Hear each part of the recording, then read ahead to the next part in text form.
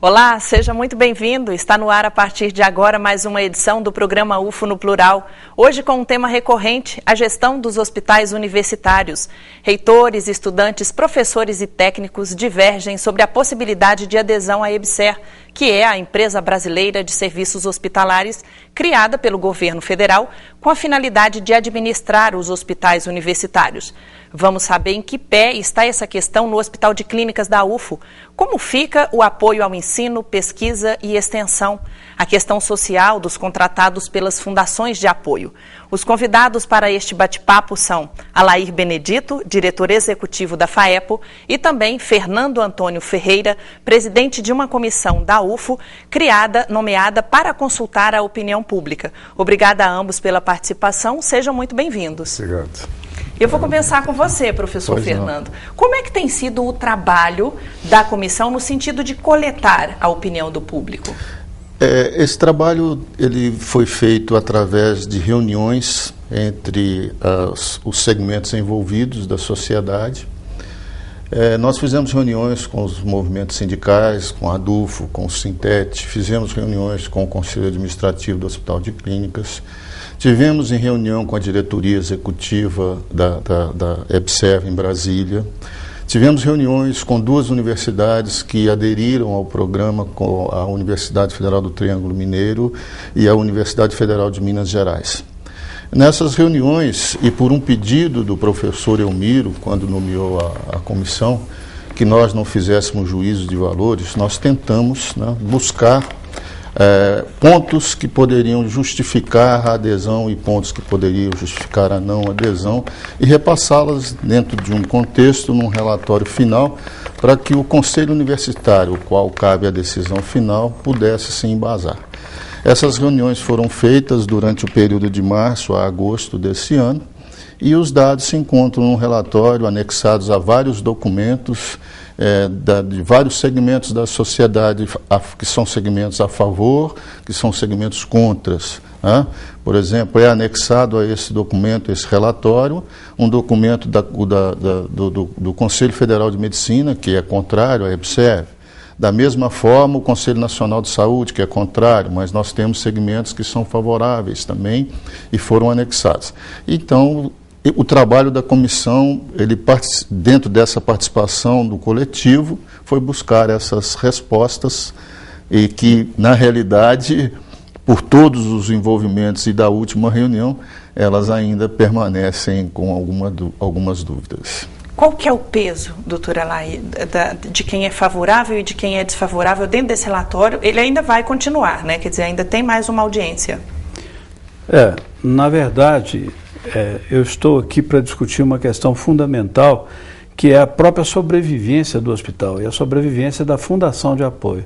E a relação entre as dívidas progressivas que o Hospital de Clínicas contraiu ao longo do tempo, que foram imputadas à fundação na ausência do Estado. Quer dizer, a fundação de apoio ao longo da história vem se endividando por conta da ausência do Estado em muitas atividades. Para manter o hospital aberto, para manter atividades dentro do hospital, por exemplo, pronto-socorro. Recentemente, quando assumimos a nova administração do professor Elmiro, com a nova gestão do Hospital de Clínicas, reabriu o pronto-socorro, que várias atividades estavam fechadas, colocou plantonista nas enfermarias todas do hospital, e isso tem um grande custo.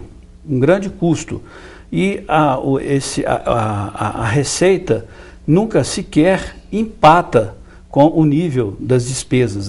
As despesas são sempre crescentes, as demandas por contratação de pessoal, e assim que você agrega novas atividades, você agrega novas tecnologias, necessidade de mais pessoal, e isso, necessidade de novos insumos, mais medicamentos, mais reagentes, mais uma série de outros materiais que são gastos dentro do hospital. E o custo disso é muito elevado. E qual é a sua opinião para equiparar receita e despesa? O que deve ser feito? É o Estado cumprir a obrigação dele? O Estado brasileiro tem que cumprir, porque isso é constitucional, não é? Saúde é um direito do povo e é dever do Estado, né? Então, mas na ausência do Estado, ou seja, por essas atividades não serem devidamente remuneradas como deveriam ser, a FAEP foi contraindo dívidas ao longo da história, dívidas bancárias, dívidas com fornecedores. E qual é o tamanho da dívida hoje? Essas dívidas alcançaram hoje patamares que não dá mais para a gente postergar essa discussão com a sociedade, com o governo, com o conjunto da Universidade Federal de Uberlândia.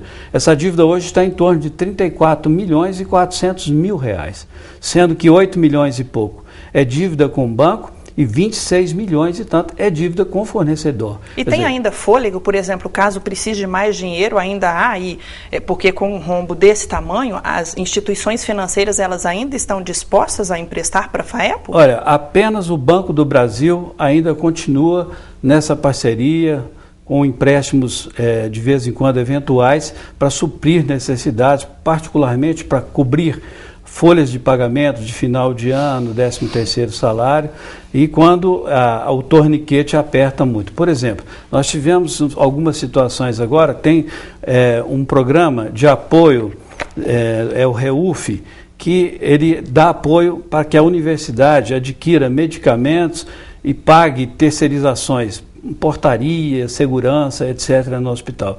Quando esse recurso atrasa ou não vem no tempo hábil, a FAEP tem que comprar medicamento. A FAEP teve que comprar esse ano 7 milhões e tanto de medicamento, o que aumentou ainda mais o patamar dessa dívida. Foi feito um enorme esforço administrativo que reduziu o déficit. O déficit que nós herdamos do ano passado foi um déficit de 16 milhões de reais. Nós conseguimos reduzir esse déficit para 10 milhões de reais. Poderia termos virado o ano, digamos aí, com um nível de sustentabilidade financeira muito melhor, mas nós não conseguimos por conta desses atrasos. Só de medicamento foram 7 milhões a mais. Além disso, novas contratações para o hospital, para mão de obra, para plantonistas e os outros custos já citados. Eu quero aproveitar para deixar bem claro para o nosso telespectador que não tem ninguém aqui defendendo ou sendo contrário à EBSER. Nós estamos aqui para discutir os rumos que estão sendo pensados pela atual gestão, né, no sentido de aderir ou não à EBSER. Né? Pelo relatório que o senhor apresentou, ele ele não está completo, né, professor Fernando? O que mais pesou? As opiniões favoráveis ou contrárias? Eu acredito que as grandes variáveis são as contrárias à adesão, porque nós temos alguns problemas sérios para que nós façamos essa adesão com relação à empresa. Nós temos, por exemplo, o que o professor Alair acabou de mostrar, que é a questão da dívida. Na realidade, existe um passivo. E a EBSER só tem condições, por força de lei, de administrar patrimônio público. Então, a FAEP teria que repassar o patrimônio que ela tem, e hoje, sinceramente, eu não tenho esses dados na mão, mas eu tenho certeza que mais de 50% do patrimônio da UFA é FAEP, né? Em termos de prédios, em termos de espaço físico e mesmo em termos de bens móveis e imóveis. Na realidade, a Assembleia da FAEP precisaria aprovar a passagem desses bens para que eles fossem doados à universidade, para que a universidade tivesse condições de colocá-los sob comodato, né, para a administração da EBSER. Esse é um ponto que gera muita discussão e que eu não sei até que ponto isso vai ser resolvido caso haja adesão.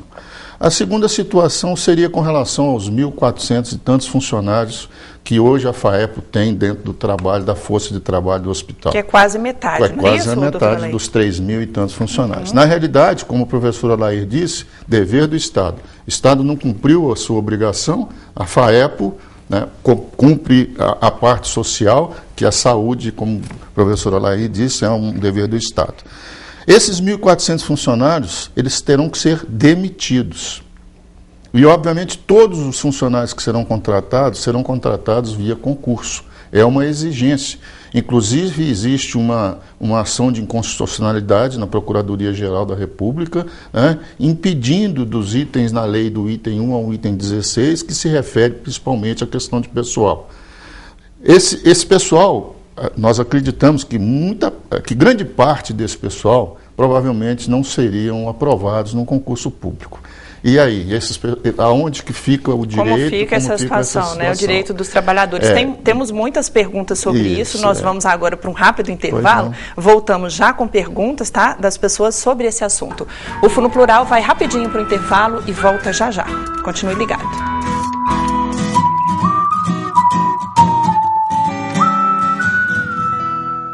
Formar profissionais versáteis para atuar no mercado e preparar futuros professores para o ensino fundamental, médio e superior. Este é o objetivo do curso de Matemática da UFO. Com salas de aulas modernas, computadorizadas e laboratórios arrojados, o curso oferece um corpo docente especializado que faz dele um dos melhores do Brasil. Matemática da UFO, a fórmula adequada para a sua carreira. O curso técnico em enfermagem da UFO possui a melhor estrutura de ensino teórico e prático. Professores qualificados com ampla experiência didático-profissional que permite ao aluno a inserção imediata em um amplo mercado de trabalho, como hospitais, laboratórios, clínicas e atendimento domiciliar. Venha para a Universidade Federal de Uberlândia.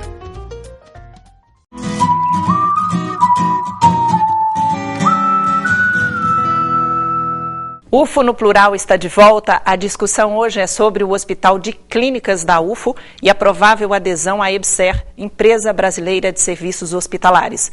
Os convidados são Alair Benedito, diretor executivo da FAEPO, e também Fernando Antônio Ferreira, presidente de uma comissão da UFO, nomeada para consultar a opinião pública. Nós falávamos no início da questão do pessoal. Temos muitas dúvidas sobre isso. Vamos acompanhar uma pergunta, por favor?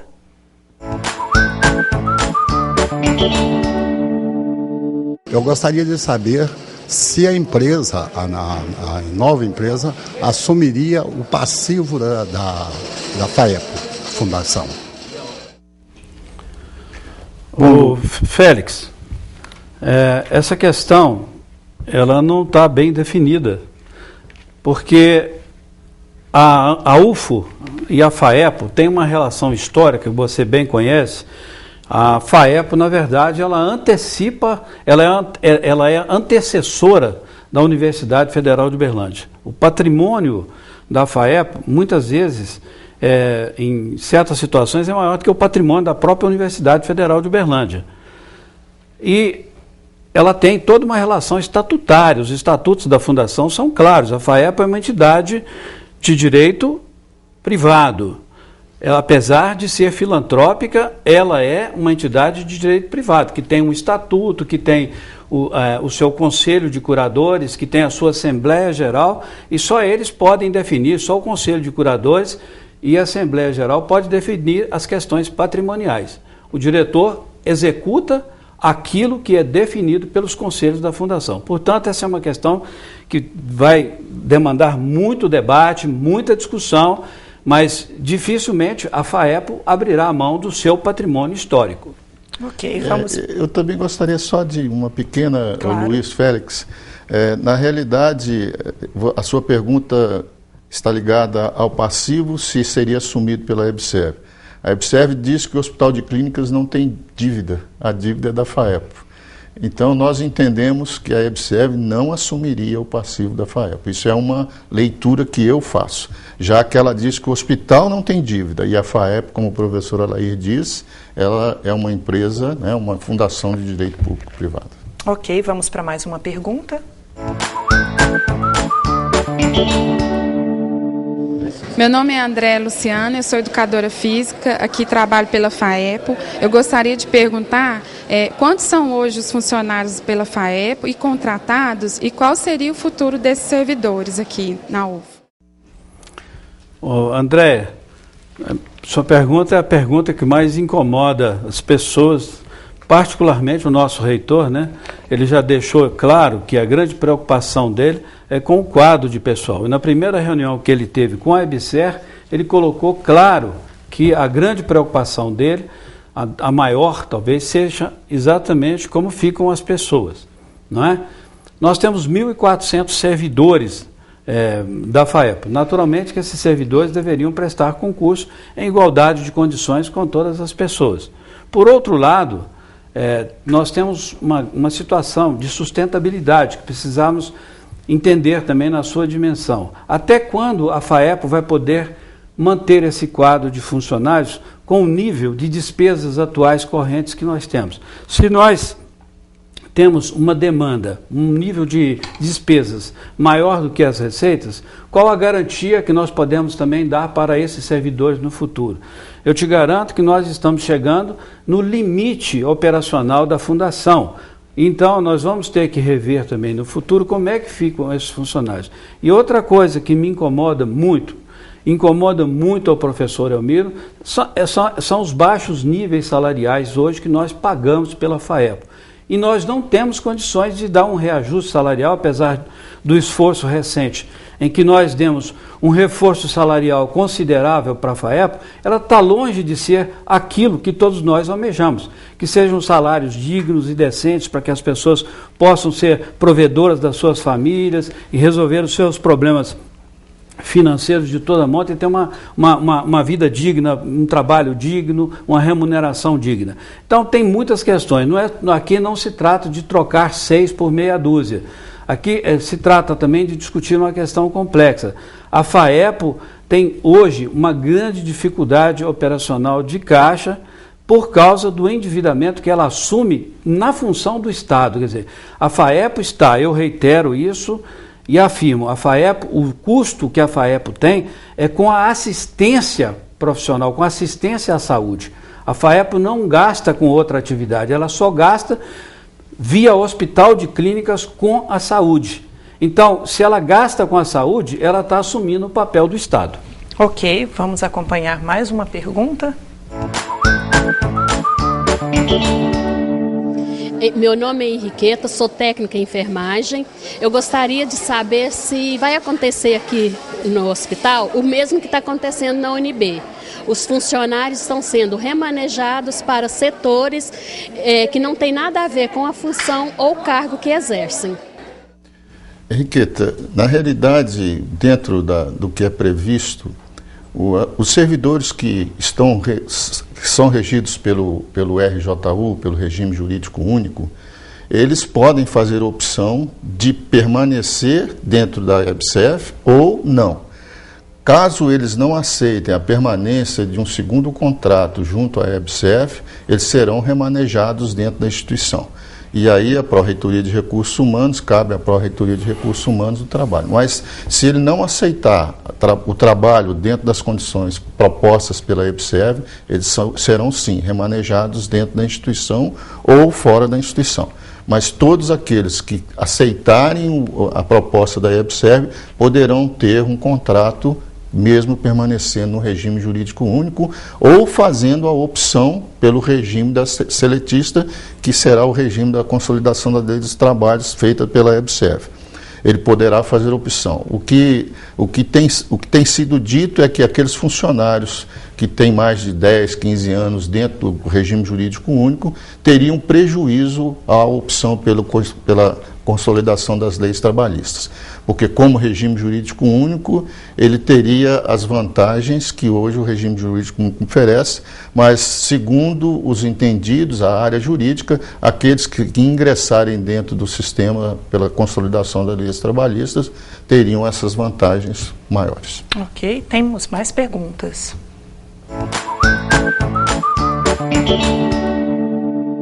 A minha dúvida é o que é a EBSERH no sentido concreto. Ao aderir à EBSERH, é o quê? Ela vai trazer dinheiro? Ela não vai trazer dinheiro?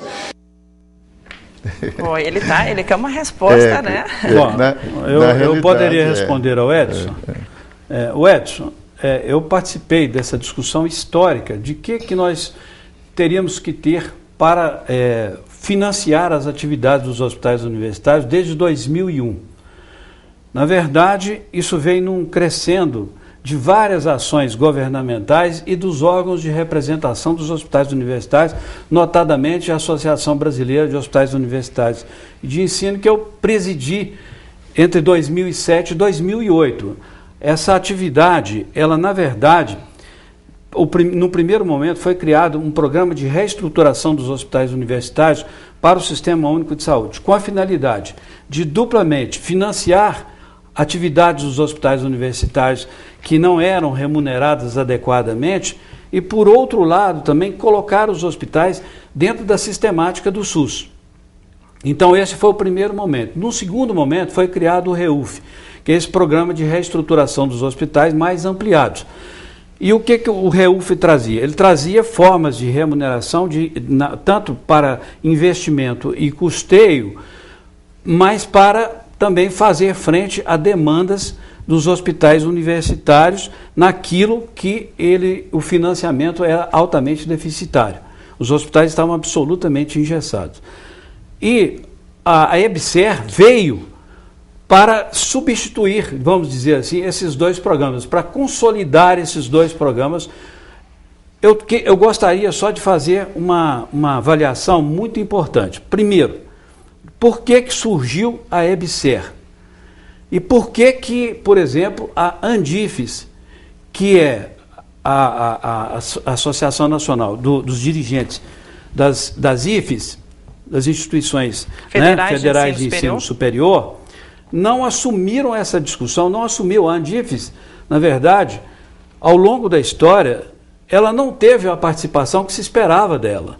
Ela deveria ter tido a coragem de ser propositiva, de ter mostrado ao governo que ela tinha alternativa, que ela tinha um plano B.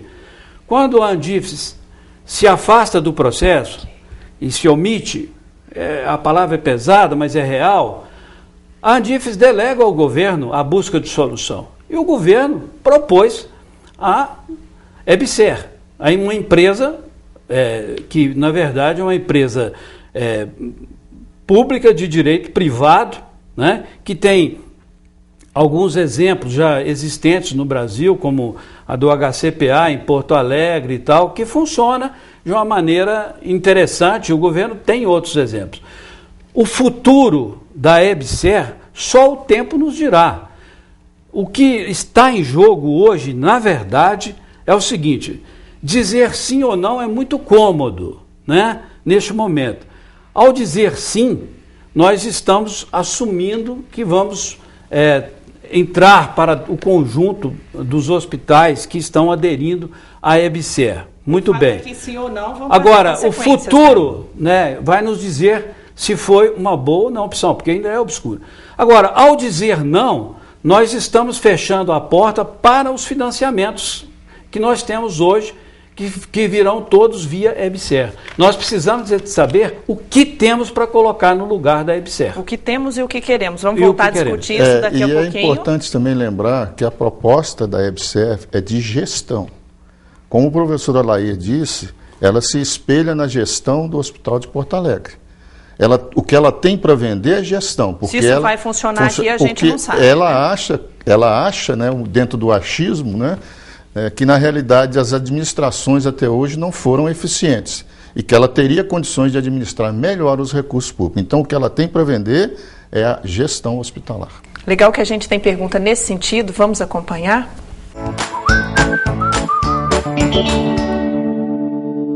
Meu nome é Robson, servidor da UFO, e eu gostaria de saber o seguinte: ontem o governo, o FTM, acabou de fechar um convênio com o Sírio-Libanês, lá de São Paulo, para poder dar um curso de capacitação para os gestores da EBSER. Agora, qual é a lógica da EBSER, já que um hospital privatizado, da iniciativa privada, vai ensinar os nossos gestores a administrar o público? Na realidade, o que a EBSER se propõe é exatamente uma gestão. A EBSER tem para vender gestão baseada no modelo de Porto Alegre, e, para dizer a verdade, esse modelo ainda necessita de muito trabalho. Quando nós fizemos uma reunião com a Universidade Federal do Triângulo Mineiro, o nosso TI estava exatamente dizendo isso, que o modelo de Porto Alegre vai ser muito bom daqui a 3 a 4 anos. É interessante verificar que a própria EBSER busca ajuda dentro da nossa área de informática. E o que eles trabalham, né, dizendo na realidade que a gestão hospitalar, a gestão dos 46 hospitais universitários, desses quase 13 mil leitos trabalhados, é o que eles teriam para vender dentro do programa da empresa. Obviamente, com todos os recursos disponíveis para melhorar o parque técnico, como o professor Alair frisou, a melhoria de equipamentos traduz na necessidade de aprimoramento do pessoal de trabalho. É interessante isso, a lei também prevê essas situações em que esse aporte técnico seria para a educação com relação à educação de todos os trabalhadores da área hospitalar. Mas ela tem para vender gestão. Se ela atualmente está realmente,